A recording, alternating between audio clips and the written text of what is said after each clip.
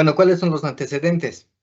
Los primeros indicios que tenemos de hidroponía se practican ya desde la India, China, también en México. En México, más que todo, se conoce con las chinampas. En India y China, en China más que todo los cultivos de arroz. En India también suelen ser cultivos de arroz, pero de una manera científica o aplicando la técnica científica, comenzamos con John Woodward. Este personaje es miembro de la Gran Sociedad de Inglaterra. Logró, después de muchos experimentos, cultivar menta en agua, haciéndola crecer y progresar con mejores resultados que en tierra. ¿Qué es lo que hizo John Woodward?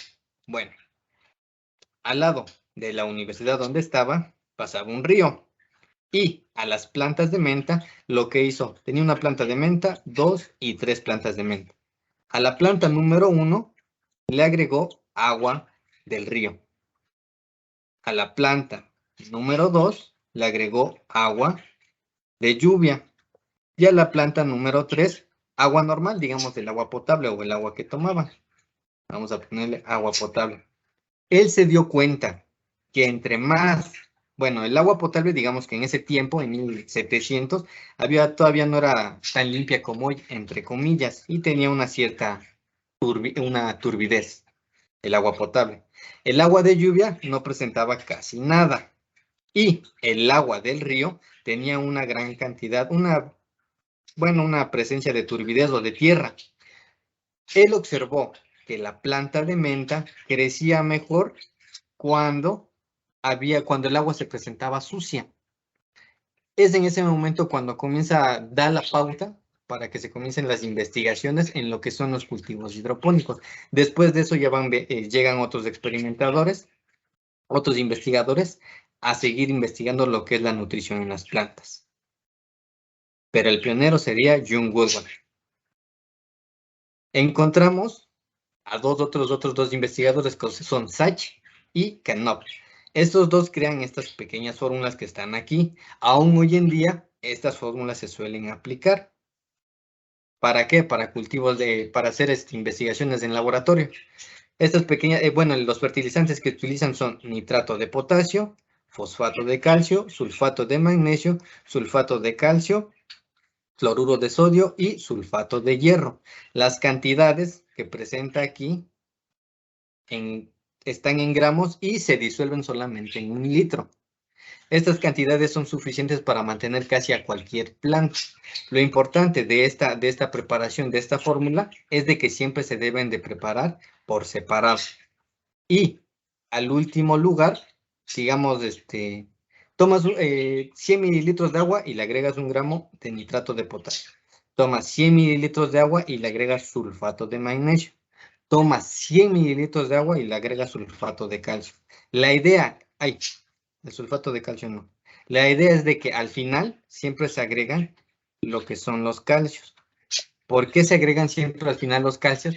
Porque pueden precipitarse al momento de preparar la fórmula hidropónica. Siempre se preparan por separado y después se combinan. Si nosotros lo hacemos de esta manera, tomo 1 litro de agua y le agrego 1 gramo, en este orden, le agrego 1, 2, 3, 4, 5, ¿qué es lo que va a suceder? Que el calcio casi siempre tiende a precipitarse. Por eso siempre se hace por separado. Se prepara en 100 mililitros el nitrato de potasio, en 100 mililitros de en 100 mililitros del otro, y finalmente ya se combina hasta formar 1 litro de agua.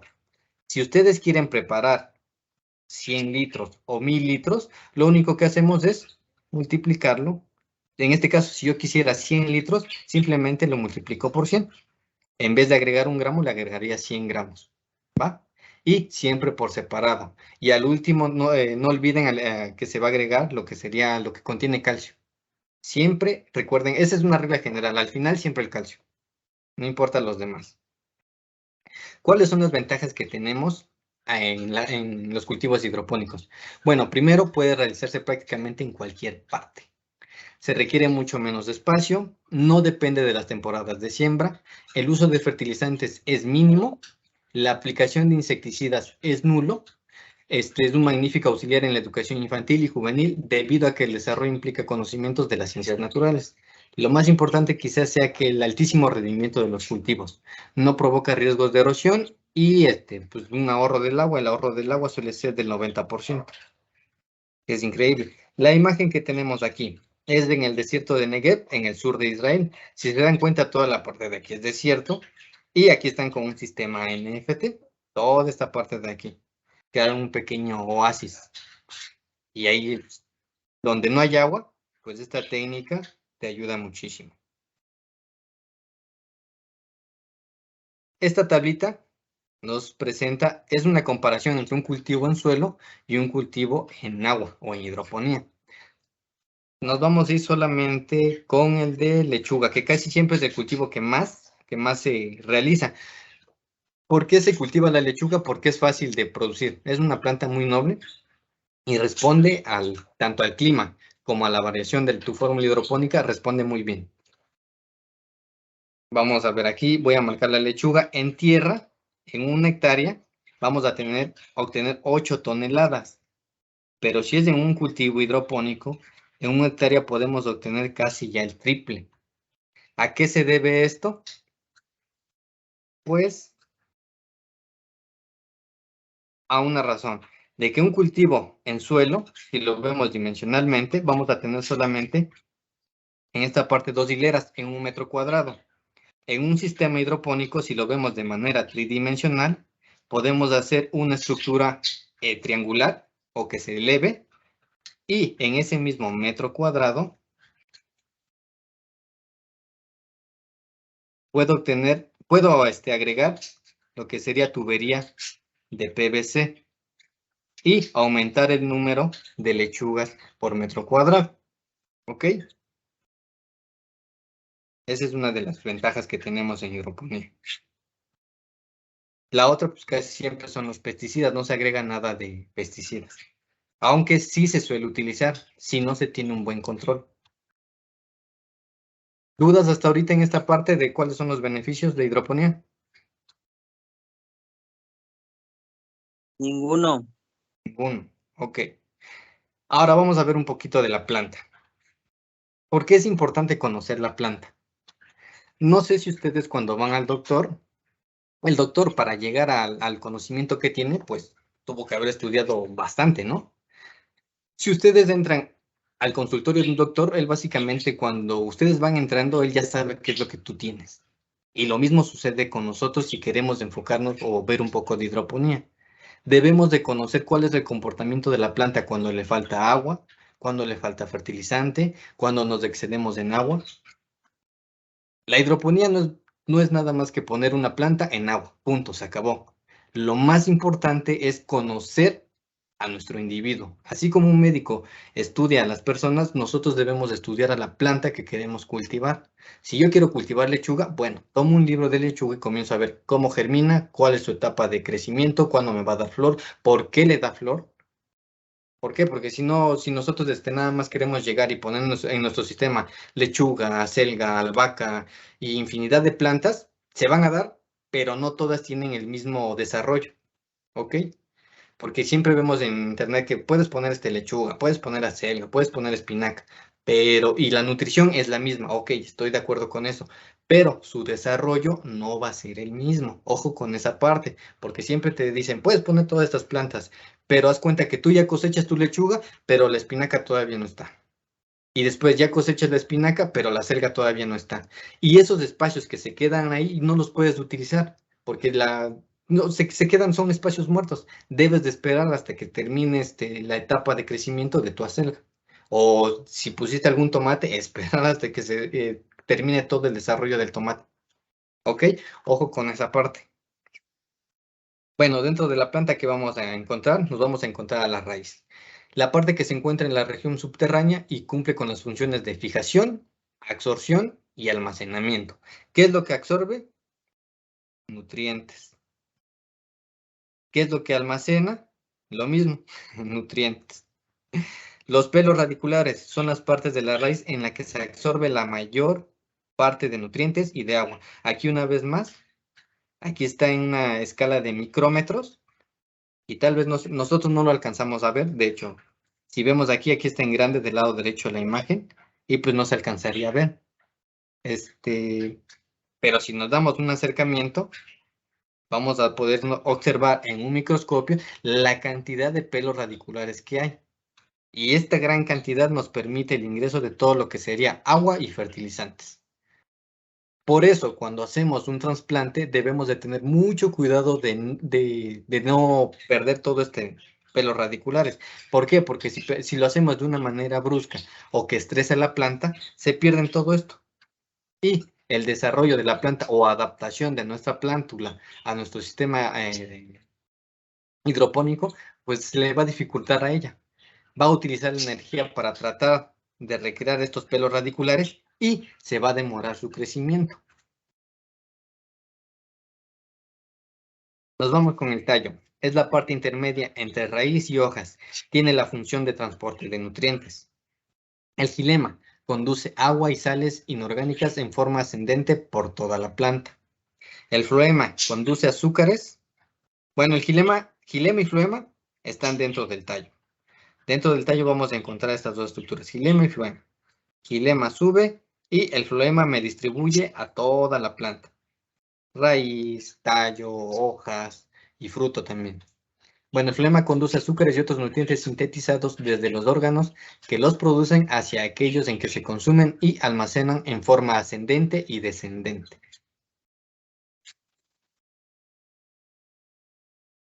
En la hoja, ¿qué es lo que vamos a encontrar? Es una excrescencia lateral que sale de un nudo entre el tallo y las ramas y que funciona como el principal órgano de transpiración y transformación de nutrientes. Vamos a encontrar el haz, que es la parte de arriba que todos observamos en la planta, y el embés, que es la parte subterránea, la parte de abajo. ¿Qué es lo interesante en las hojas? Que vamos a encontrar estas pequeñas estructuras que se denominan estomas. Los estomas son unas válvulas oclusivas. Al ser una válvula significa que se va a abrir y que se va a cerrar. ¿Para qué se abre y para qué se cierra? Para que ingrese CO2 y el agua. El CO2, básicamente, el CO2 y el agua son nuestra materia prima. A pesar de que nosotros le damos fertilizantes a la planta, de donde se obtiene una mayor cantidad de nutrientes es de CO2 y agua. ¿Y por dónde ingresa? Por los estomas. Los estomas están formados por dos células en forma de riñón y dispuestas de modo que dejan un orificio llamado poro estomático. Tiene gran influencia en la transpiración y su apertura se produce en presencia de la luz. Esta parte está muy interesante aquí. Dice su apertura se produce en presencia de luz. Y cuando están abiertos, también existe un intercambio de gases. Ingresa el CO2 y también sale el agua.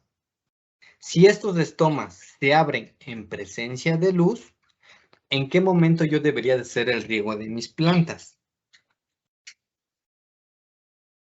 Voy a borrar esta parte de aquí. Casi siempre nos dicen que el riego de las plantas suele ser lo mejor es en la noche. Pero de acuerdo a la parte que les digo aquí, que si su apertura se produce en presencia de luz y por aquí sale el agua, ¿por qué realizar el riego en la noche? Si estas válvulas están cerradas. Si esas válvulas están cerradas, no sería lógico hacer un riego por la noche. Se hace lo ideal o el riego recomendado para las plantas suele ser, voy a hacer una tablita y voy a poner, aquí va la hora y el riego. El riego, la hora del día en la cual se produce una mayor absorción del agua va a ser de esta forma.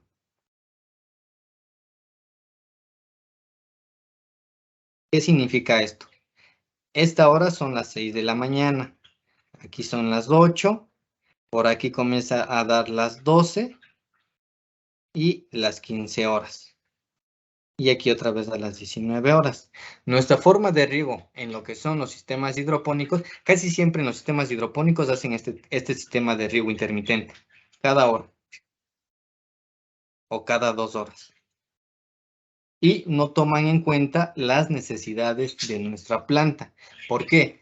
Porque de acuerdo a esta grafiquita, cuando mi planta necesita una mayor cantidad de agua, va a ser desde las 12 a las 3 de la tarde. Y eso es casi siempre para todo lo que es Latinoamérica. Cuando son las 12 a las 3 de la tarde, ese riego intermitente, de acuerdo a la apertura estomática, debe de ser con mayor frecuencia en este rango. Si estoy diciendo que debe de ser con mayor frecuencia, no vamos a hacer un riego cada 2 horas, sino sería un riego cada hora. Simplemente se disminuye tal vez el tiempo. Pero ¿por qué hacemos un mayor riego en ese lapso de tiempo? ¿Por qué? Porque los estomas se abren. Porque en ese momento hay una mayor radiación, el estómago se abre y necesita una mayor cantidad de agua.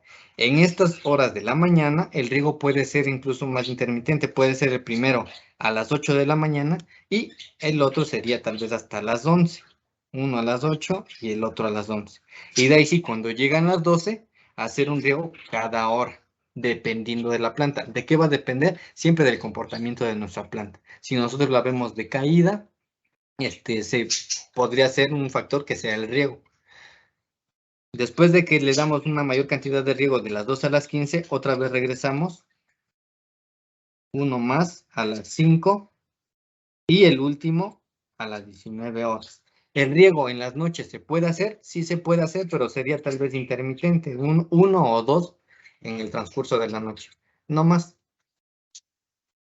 Ahora seguimos viendo cómo sería el flujo del agua, el flujo de los nutrientes. Los nutrientes comienzan a ingresar primeramente por la raíz. ¿Qué es lo que ingresa? Sales minerales y agua. ¿Por dónde van a ingresar? Por los pelos radiculares. Importante cuidar los pelos radicales o radiculares el momento de los trasplantes. ¿Por dónde va a seguir subiendo? Sube por el tallo y se transporta principalmente por el xilema. Del xilema llega a la hoja y en la hoja se transforma, se combina tanto el agua más el CO2 y una vez que se combinan esos dos y transforman nutrientes para la planta junto con el fertilizante, se va hacia el floema y el floema lo reparte para toda la planta, para la hoja, para los tallos, para la raíz y también para la formación de los frutos. Vamos a ver un poquito del agua. ¿Dudas con la parte de arriba de la planta? Tal vez esta partecita es un poco confusa, pero simplemente sigan esta regla de en la mañana riegos intermitentes largos y a la hora de mayor calor una mayor cantidad de riegos. Con el agua, ¿cuáles son las propiedades que ¿Mande? ¿No? Ok. Propiedades. La molécula del agua es polar. Se manifiestan fuerzas de cohesión que le confieren un estiramiento elevado. Es atraída hacia otras sustancias debido a la fuerza de adhesión y tiene la capacidad de disolver gran cantidad de sustancias. ¿Qué se refiere con estos dos términos? La fuerza de adhesión y cohesión. Por de una manera mecánica o fluida, el agua no va a subir así solita. Sube porque sube a través de la planta gracias a estas dos propiedades, cohesión y adhesión. No sé si en su casa algún momento han tenido humedad. Y si vemos una pequeña pared, nos vamos a dar cuenta que la humedad comienza por abajo y se va extendiendo. ¿Por qué se extiende esa humedad? ¿Por qué? Porque las moléculas del agua tienen esta propiedad, adhesión, que básicamente se adhieren a una superficie. Pero ¿por qué llegan hasta arriba? O sea, ¿por qué llegan a veces hasta ya la parte de arriba del techo? Debido a esta propiedad, la cohesión. Esta cohesión son las uniones que se producen en todas estas moléculas. Debido a la adhesión y cohesión, es que le facilita el trabajo de ingreso del agua hacia la planta. Por eso puede llegar hasta la parte de arriba. ¿Va? La forma esférica de estas gotitas que vemos aquí se debe a otra fuerza. Bueno, si se han preguntado por qué las gotas de agua tienen una forma esférica, se debe a otra fuerza que se denomina fuerza de tensión. ¿Y esa tensión viene de qué? de que ya tenemos la cohesión de todas las moléculas que están aquí todas unidas, pero hagan de cuenta que están sujetadas de la mano y tú las tomas y las estiras. Y esa fuerza, esa capacidad que tienen de resistir, se les denomina tensión. Y es por eso que forman, bueno, tienden a formar estas formas esféricas, debido a la característica que tiene a su propiedad de tensión de la molécula de agua. Ahora nos vamos brevemente a lo que son los sistemas hidropónicos. Vamos a generalizar. Solamente en sistemas hidropónicos vamos a tener uno que es abierto y otro que es cerrado. El sistema abierto va a ser algo así. Vamos a tener una bomba de agua.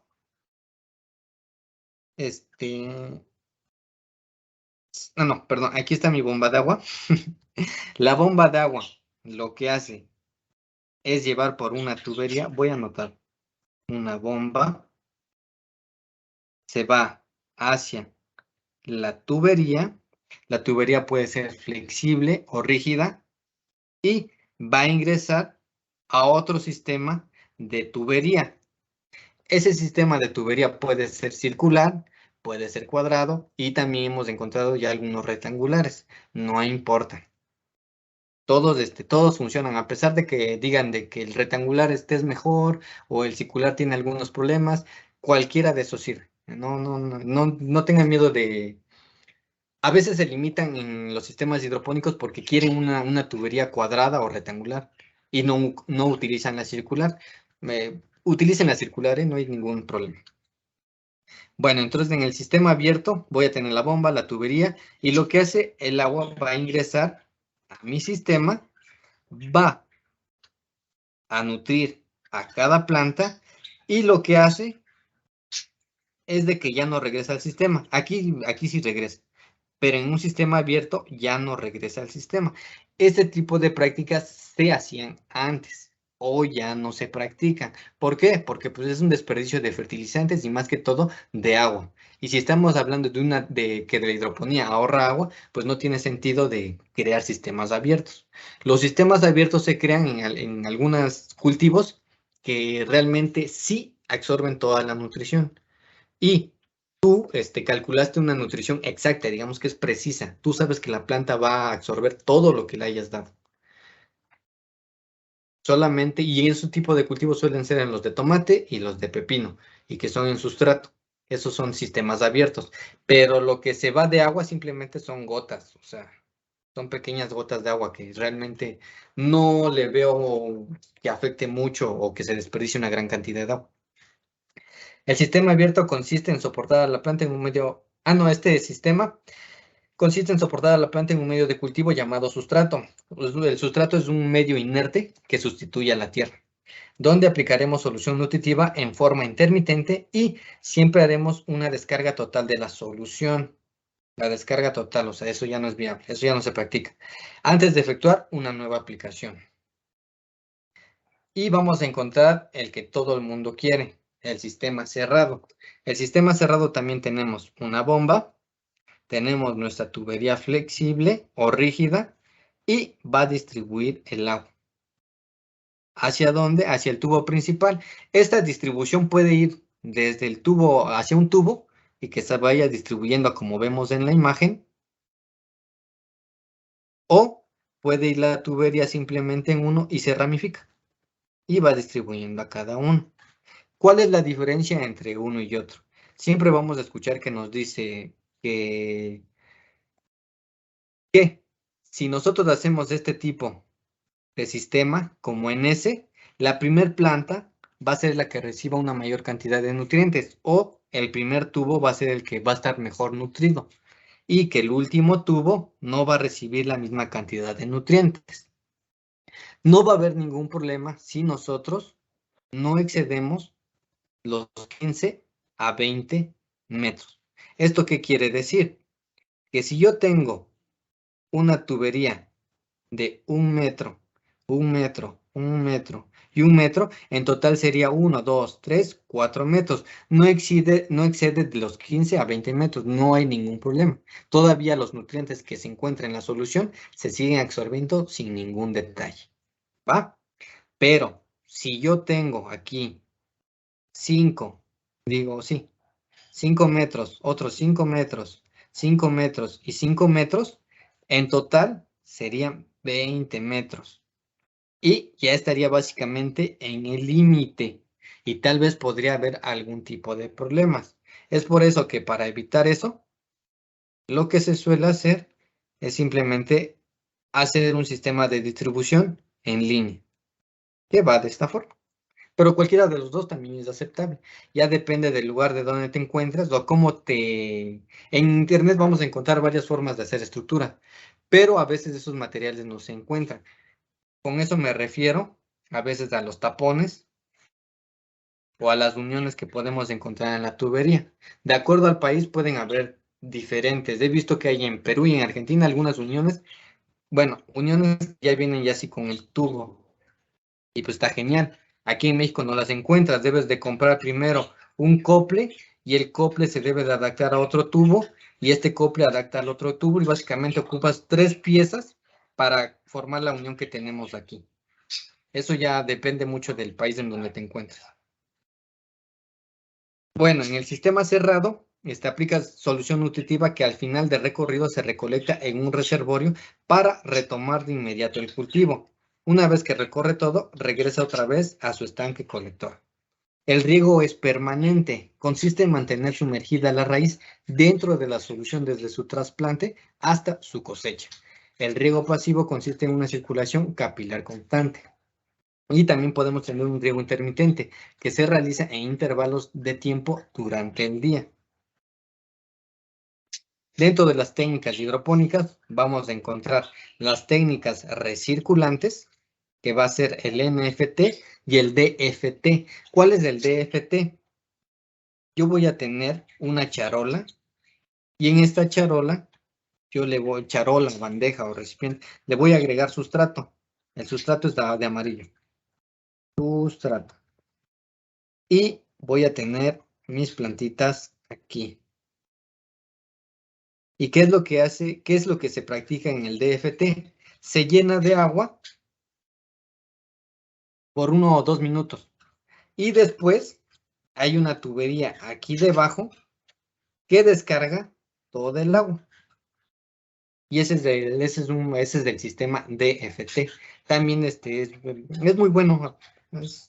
Es bueno aplicado, pero si lo haces a nivel del suelo, pues está genial. Si lo haces a una altura de 1,20 m para tu comodidad, la estructura debe ser un poco resistente para poder soportar tanto el peso del agua, del sustrato y de la planta. Ojo con esa parte con el DFT. Si practican DFT, que sea mejor a nivel del suelo. Otro sistema muy famoso, el sistema de raíz flotante. Ese sistema, si quieren ahorita les muestro un video, el de raíz flotante básicamente se diseñó para que se hagan con materiales que encuentras en el mercado, o sea, y tiene capacidad para 5 plantitas. Y ahorita lo vemos brevemente. La otra técnica hidropónica es el forraje verde hidropónico. El forraje verde hidropónico suele estar de 20 a 25 días y de 1 kilogramo de semilla seca se puede llegar a obtener de 5 a 8 veces de forraje verde hidropónico, kilogramos de forraje verde hidropónico. Es muy buena la parte de que es de forraje hidropónico, porque ahorras mucho, una gran cantidad de agua. Y si lo haces, se puede hacer a nivel del suelo y el forraje verde también se puede hacer en estructuras. Las estructuras que he visto de mayor nivel suelen ser de 6 niveles. Eso significa que tienen 6 charolas aquí. Y suelen producir hasta, en una simple estructura de 6 niveles, pueden llegar a producir hasta 300 kilogramos. Y eso está muy padre. O sea, te ahorras una gran cantidad de espacio. Las otras técnicas hidropónicas son las técnicas aéreas. Estas se utilizan nebulizadores. Es una estructura que está en forma triangular.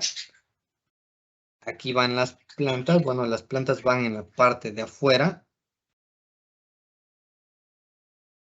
Y por dentro van los nebulizadores. Este es un nebulizador y básicamente saca vapor de agua. O nebuliza el agua, perdón, no vapor. Nebuliza el agua. ¿Y a dónde llega esa agua nebulizada? A las raíces de la planta. Las otras técnicas, que son las técnicas con sustrato, los sustratos pueden ser inorgánicos y orgánicos, se utilizan mucho para plantas que son de crecimiento lento. De crecimiento lento, por ejemplo, tenemos el tomate, el melón, la sandía, los pepinos. Ese tipo de cultivos se utilizan, se hacen casi siempre en sustrato. ¿Por qué? Porque son largos, de un largo periodo. Los que son de corto periodo o de rápido crecimiento, como la lechuga, casi siempre se utilizan sistemas de NFT y de raíz flotante. Dentro de los nutrientes, rápidamente, vamos a encontrar los macronutrientes. Y aquí dentro de los macronutrientes falta el azufre. Al azufre casi no lo toman en cuenta porque es un nutriente comodín. Así que no le afecta si hay una gran cantidad, tampoco le afecta si falta. Es un elemento que casi no se le toma en cuenta. Pero sí actúa en algunas funciones de la planta. Los macronutrientes son nitrógeno, fósforo, potasio, calcio, magnesio y el azufre. Todos estos nutrientes dentro de la nutrición de la planta, voy a hacer un pequeño pastel aquí. 96% proviene del CO2 y del agua. Solamente esos dos elementos me van a aportar carbono, carbono, oxígeno e hidrógeno. Y son básicamente elementos que son gratuitos, que básicamente están en el aire y en el agua. Y esta pequeña rebanada, básicamente son todos estos nutrientes que encontramos aquí, los macro y los micro. Es una cantidad muy pequeñísima. O sea, si se dan cuenta, solamente es 4%. Y ese 4% se divide en todos estos. Y más bien, si nos ponemos más estrictos, los macronutrientes absorben, bueno, son los que aportan casi un 3.9% y el 0.1% son solamente de micronutrientes. ¿Qué quiero decir con esta parte o qué quiero que observen con esta pequeña rebanada de pastel? Es de que si yo le agrego macronutrientes a mi planta, si yo le agrego de más, no tengo un gran problema con una intoxicación. Puedo provocar una intoxicación si le agrego de más en la fertilización, pero lo puedo corregir. Pero si yo le agrego micronutrientes en exceso, su corrección lleva mucho más tiempo y en ocasiones, o sea, ya no se puede corregirle una toxicidad en lo que son micronutrientes. Por eso, cuando hacemos una fórmula hidropónica, casi siempre, y si eres principiante, apenas vas a comenzar, solamente utiliza macronutrientes. Nada de micro, por favor. Hasta después de que ya se hayan conocido o sí, pues que hayan desarrollado un poco lo que son sus cultivos. Primero macro y después ya nos metemos con los micro. Ahora, la duda es, ¿van a crecer si no tienen micronutrientes? Sí van a crecer. ¿Por qué van a crecer? Porque si yo compro nitrato de calcio, lo voy a comprar en un centro agrícola. Y en ese centro agrícola, pues no producen fertilizantes de laboratorio. No están especializados. Y en forma de impurezas van a venir esos micronutrientes. Así que por eso no se deben de preocupar, porque siempre vienen esos micronutrientes en forma de impureza. Y es raro que no funcione. Siempre funciona solamente con fertilizantes básicos. O sea que contienen estos macros.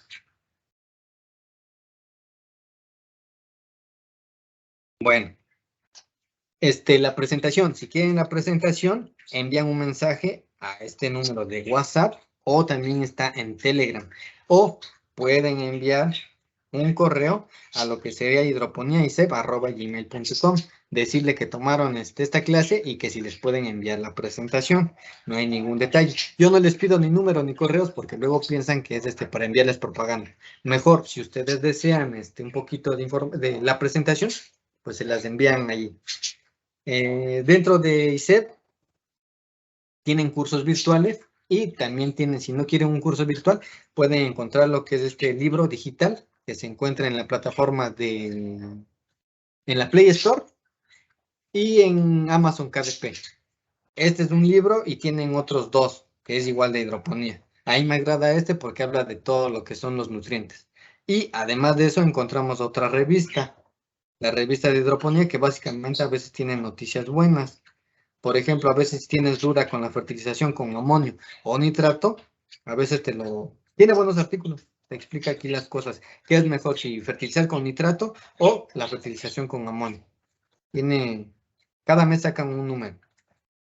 Ahora, después de esto, ¿tienen dudas con lo que les acabo con el tema de hidroponía?